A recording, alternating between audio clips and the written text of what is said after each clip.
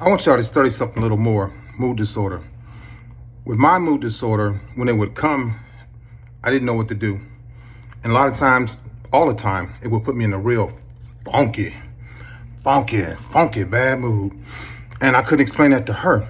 I didn't want her to know that I had mood disorder. Before I had it, I didn't know what it was, but I knew something was wrong with me.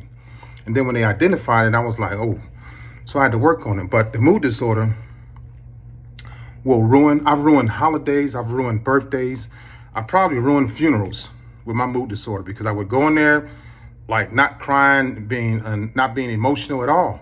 But my mood disorder, when it clicked, and there's reason why it clicks. And so I had the audacity to stay in a bad mood until you apologize to me for something I did to you. Then I would deny that I was in a bad mood, but I was in a bad mood and I couldn't control my emotions. I couldn't control my demeanor. So it showed, but it made it worse because I lied about it. So remember, when a person has mood disorder, rather they know, most times don't know. I didn't know that I had a mood disorder until I found out. But they're acting this way, they feel it. They know that they're off. So don't let them tell you, oh, I'm good. And what happens is you almost have to believe that they're good, but they're not. And you know that they're not. So you don't want to start an argument or a fight. Because every time I told her I was good, she knew I wasn't good. But I didn't want her to know that she knew more about me than I knew about myself. So study this mood disorder thing. And also what happens is, when you're a very independent woman or a very independent man, and they know that, I can't do nothing for you. So they think, because narcissists think on a shallow and a very immature level. So they only think that, I can have great sex, or I can cook good, or I can clean good. I don't have to talk. I don't have to hold hands. I don't have to cuddle. I don't have to be present. I don't have to be committed to her. All I got to do is have great sex and cook.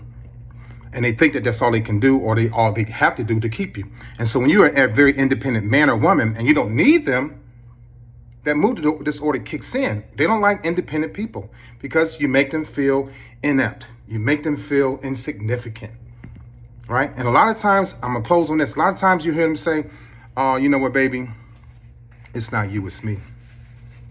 And that's true in the sense that it is them, but they're not going to tell you what it is about them. And the fact is that they can't be the man, or she can't be the woman that you want them to be. So they'll tap out and say, you know what, it's not you. I just need some time away. No, they're tapping out. They're sneaking out. They're ghosting you. They're discarding you in a polite way because they cannot measure up to your standards. Read more on mood disorder. You have a wonderful day.